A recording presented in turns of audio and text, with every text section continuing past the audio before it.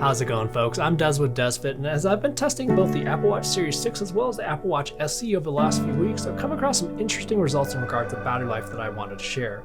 Mainly, straight out of the box with the stock settings on both of these watches, the Apple Watch SE is actually getting slightly better battery life than the Series 6. However, with certain settings on the Series 6, you can extend that much farther. So with every new Apple Watch release, Apple never seems to go beyond that 18-hour all-day battery life, and honestly, that's disappointing to hear year after year. However, there's some good news. That 18-hour claim seems to be pretty conservative, and I think in most cases you should be able to get a full 24 hours out of either the SE or the Series 6. And I was actually able to get a little bit more than 2 full days out of the Series 6, and that's including even doing some workouts. And I did use some pretty specific settings, so I also wanted to share some tips and tricks on how to get even more battery life out of the Series 6 as well as the SE, because realistically, 1 to 2 days of battery life is definitely on the lower end of things, but even gaining a percent or two here or there can extend the time between when you actually have to put your Apple Watch on the charger. I was pretty intrigued with comparing the battery life on the Series 6 versus the SE, mainly because the Series 6 it comes with an always-on display, an SpO2 sensor, as well as the new S6 processor. Now, the main marketing message behind the S6 processor is that it's supposed to be 20% faster, but still gets you the same 18-hour all-day battery life. But my curiosity was, if I were to disable the always-on display on the Series 6, as well as disable the blood oxygen sensor, how would that compare to the SE? And we're gonna find that out in today's video, along with a couple more things, including the faster charging time out of the Series 6, being able to come to a full charge in 1.5 hours. Again, is that going to be faster than the SE? Now, I'm going to be throwing out a lot of numbers in this video, as I did try to test the Series 6 as well as the SE with as many scenarios as possible. So if this video does help you out at all, or if you found this information useful, it'd be oh so awesome if you hit that like button down below, as it definitely helps the channel out a lot. And also make sure to subscribe to get a notification when the final in-depth reviews of both the Series 6 and the SE come out really soon. So we'll first go over the battery life during workouts, then we'll also go over the battery life during sleep. And with the Series 6 specifically, this will be with the blood oxygen sensor enabled as well as disabled. Then we'll also go over the charging times between these two, as well as actually the charging times in the Series 4 and the Series 5, just for comparison. And then finally, we'll wrap things up with what you can expect for the all-day battery life, or in some cases, maybe a couple days of battery life.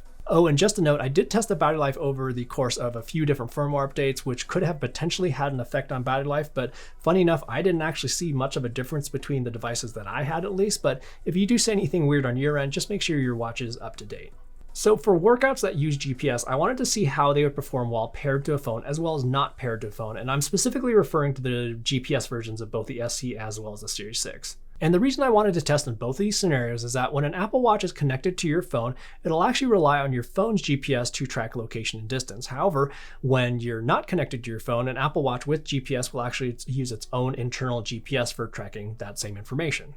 So we'll first start with the test I did while not connected to my phones using the internal GPS on both devices, as well as using the built-in wrist-based optical heart rate sensor. So on this ride here, I had both the SE as well as the Series 6 with a stock setting straight out of the box. So I started the ride with 100% on both devices, and at the end of the ride, the SE had 87% remaining, so it used 13% of the battery. And then with the Series 6, with the always-on display being enabled, it used 16% of the battery, so slightly more than the SE with the default settings and not paired to a phone. On this next test, again, another ride that was an hour and 45 minutes long, the SE was exactly the same, using 13% of the battery, having 87% remaining. But on this test, I disabled the always-on display on the Series 6, and this is interesting. It only used 10% of the battery, having 90% remaining. So those tests were done with the watches completely disconnected from my phones, and they were using their own internal GPS. And in fact, I even just turned my phones completely off just to make sure there's no funny business going on in the background.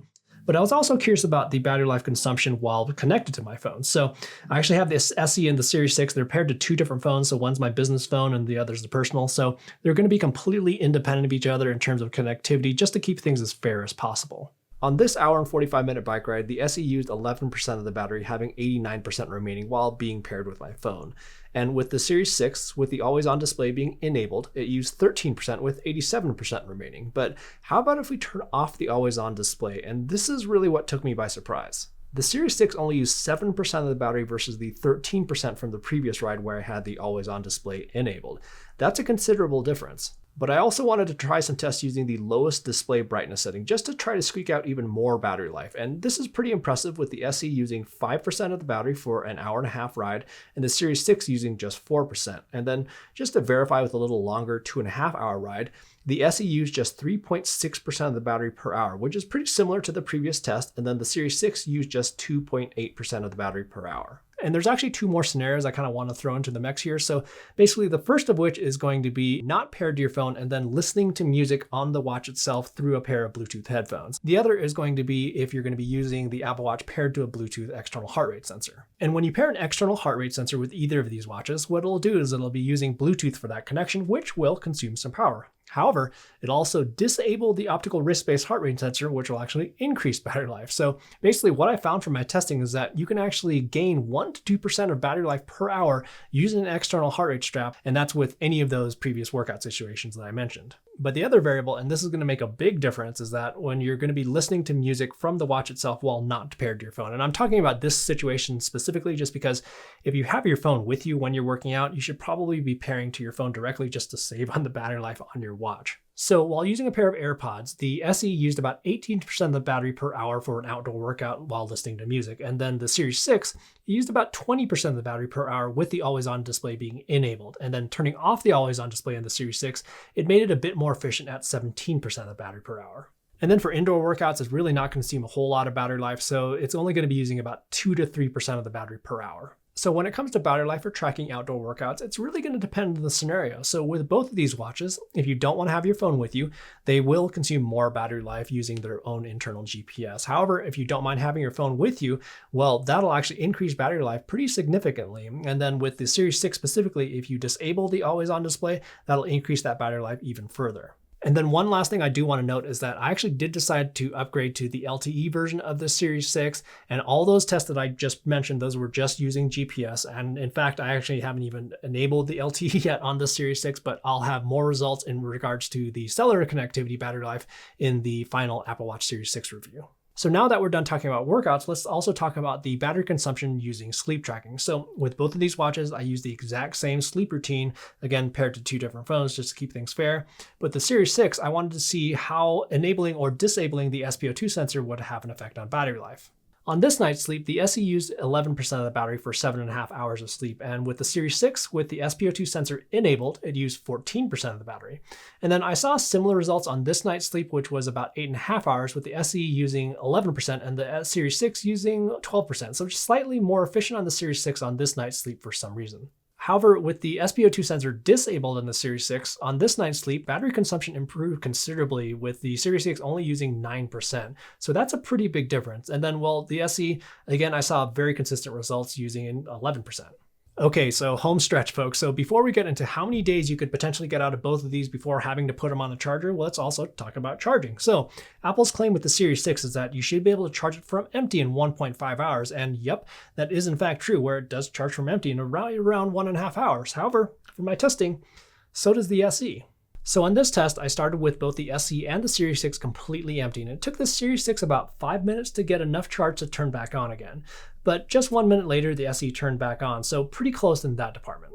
But here's what's interesting. I started charging both of these at 10:45 in the morning, and at 12:19, 1 hour and 34 minutes later, both the SE and the Series 6 were at full charge. And just a note, I was just using the standard 5-watt wall chargers that used to come with previous generation Apple Watches, so there's no difference in charging bricks or anything like that. And of course, I just wanted to make sure I wasn't crazy, so I swapped chargers on the outlets and I saw nearly the exact same results. So this test, it started at 12:12 p.m. and at 1:47, they both had nearly a complete charge before my camera battery died. So let's just say 150 just to be conservative. But the point being, both the SE and the Series 6 seem to charge at the exact same time. Now you may be asking, how do those charging times compare with the Series 4 and the Series 5? And I did test those, but just a note, the Series 4 and the Series 5, I did get both of those at launch. So the Series 4, that's 2 years old at this point. The Series 5, that's going to be 1 year old. So that variable is in there, but I just thought I'd mention that. Anyhow, it took the Series 4 and the Series 5 right around 2 hours to fully charge from empty. So the claim that the Series 6 charges faster does hold true, at least to the Series 4 and the Series 5, but the SE seems to charge in the exact same time. All right, so now onto the all-day battery life, or basically how many days you could potentially go without having to place your Apple Watch on the charger. So just to give you a typical idea of my usage and how I actually tested it, I usually do about an hour or two workout per day, usually outside, but I usually do have my phone with me. And then I'll use Siri to take some notes as well as set reminders. And then I'll respond to maybe like a dozen or so text messages using voice dictation, but I never take a call on the watch itself, just generally because I have my AirPods with me. And then in comparing the all-day battery life, I kept things as equal as possible using the exact same watch face between the two, and I had each watch paired to a different phone, and I had the phones with me as much as possible when I was performing these tests, just again to keep things equal. So with the stock settings straight out of the box with both of them, I was getting about 30 to 36 hours on average from the SE, and then about 24 to 30 hours from the Series 6. So that's with a medium display brightness setting on both of them, with the always-on display enabled, as well as the SpO2 sensor enabled on the Series 6.